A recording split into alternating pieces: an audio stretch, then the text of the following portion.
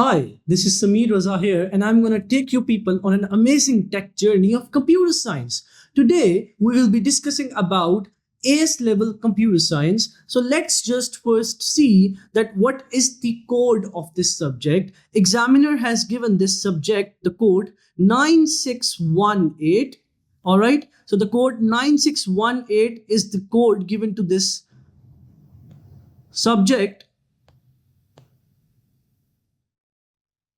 All right, so let's move on of how examiner has divided AS level computer science into the papers. So we have paper 1 and we have paper 2. Guys, you need to listen to it properly, because if you won't have clarity of how the examiner has designed the syllabus, you won't be able to properly solve it. You won't be able to properly prepare for it and then solve it in the exam. So let's just first see paper 1.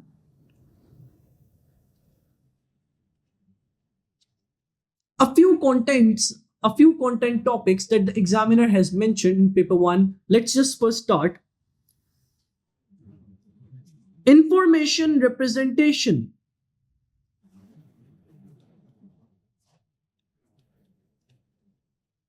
So the very first topic that was mentioned here was information representation. Then we have communication.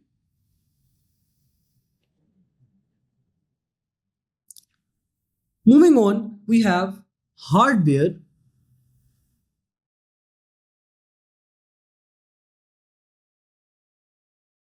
We have processor fundamentals.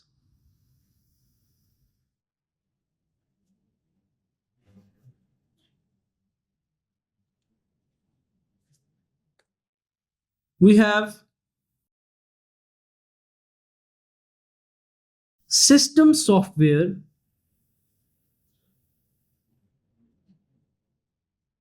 All right, so these are a few topics of P1. Before moving on, I would like you people to understand this thing here, that you guys might be wondering. In O levels IGCSE computer science, the topics that you guys studied, almost all of those topics are now going to repeat in P1 computer science of AS level. For example, beta, chapter 1 information representation is just an extension to the O levels chapter 1 data representation. Chapter 2 communication is an extension to O levels chapter 2 communication. And then again, see chapter 3 hardware, in which you guys are going to study about input, output devices, storage devices, the internal components of the computer system.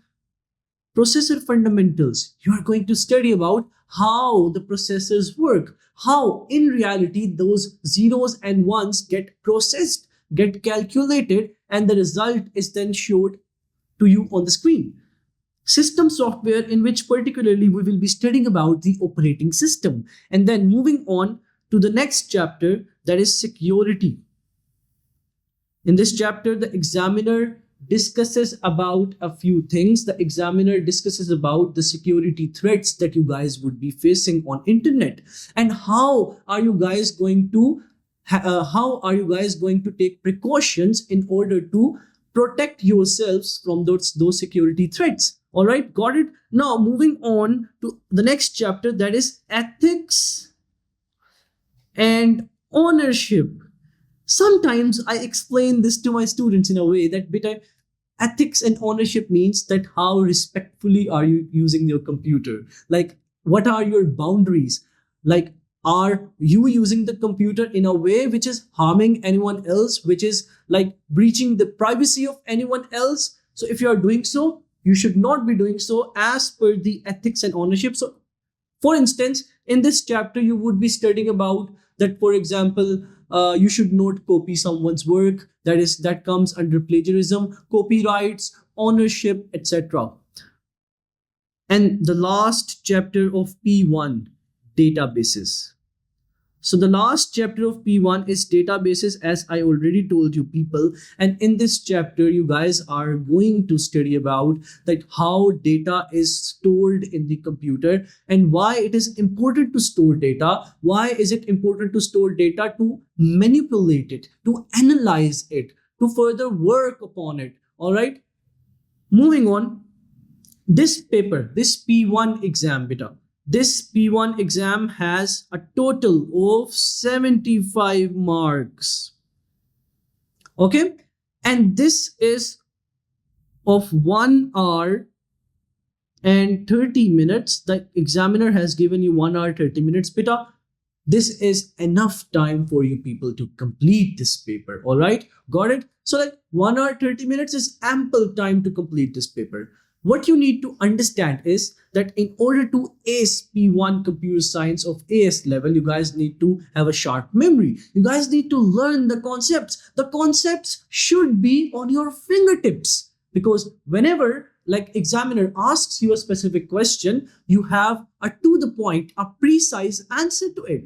For example, 4 mark question, you need to give 4 different points to the examiner in order to get your complete marks, in order to satisfy the requirements of the examiner as per the marking schemes. All right, so moving on to P2. Paper 2, like P1 was theory, so what about paper 2? Paper 2 is not theory. Paper 2 is programming. It is programming. And what type of programming? Not a programming language. You're not going to learn any programming language here. Instead, you're going to learn a different format in which programs can be represented. And what is that format? That format is pseudocode. So, beta, students have a misconception. They prepare all the year for paper 2. And at the end, they get to know, oh, I prepared myself for a specific programming language, but this paper 2 has a requirement that I can only write my answers in pseudocode. So you need to understand the paper is completely about pseudocode. All right, you guys need to prepare yourself for just pseudocode in order to ace paper 2.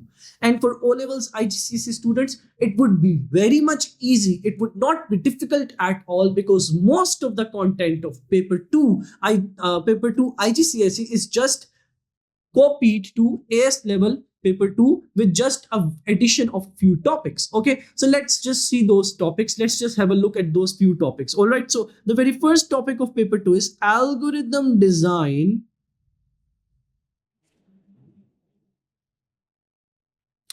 and problem solving.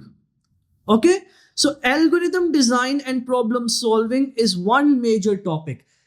But keep in mind this thing. Programming starts from problem solving, starts from critical thinking. You guys should be able to solve problems. You guys should be able to devise solutions to different problems in order to write a complete program that satisfies the examiner's requirement. So it's not like learning the programming language, learning how to write pseudocode, for instance, is not difficult.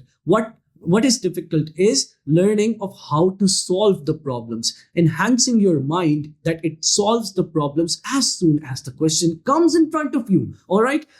The next chapter is about data types and structures. Data types and structures, and that is an extension to the pseudocode that you guys have already studied in your O levels and IGCSE. And then we have like a chapter called programming.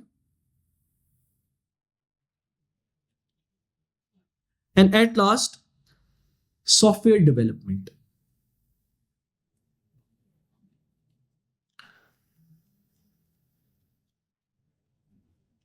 The Cambridge examiner is preparing you people actually for the software industry market. By introducing the chapter software development, the Cambridge examiner wants you people in order to understand this thing, that how to solve or how to deliver the projects of the clients, how to understand the requirements of the clients, number one. Number two, how to deliver the content, how to deliver the projects to the clients on time.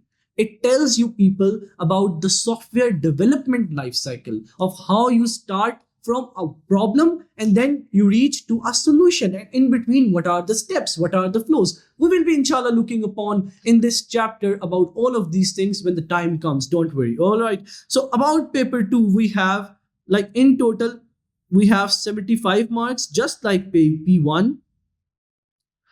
But here the examiner has given you people 2 hours. All right. So complete 2 hours are given by the examiner to you people in order to solve paper 2. I hope P1 and P2 dynamics are clear to you people. I hope it's clear to you people the goal, the clarity should be there, beta. The objective should be there that okay, I have to solve I have to go through chapter 1 till chapter 8 and then I will be prepared for P1 and then I have to prepare myself from chapter 9 onwards for paper 2. All right. So see you people in the next video where we will be moving on to the first chapter of P1 information representation. Take care. Goodbye.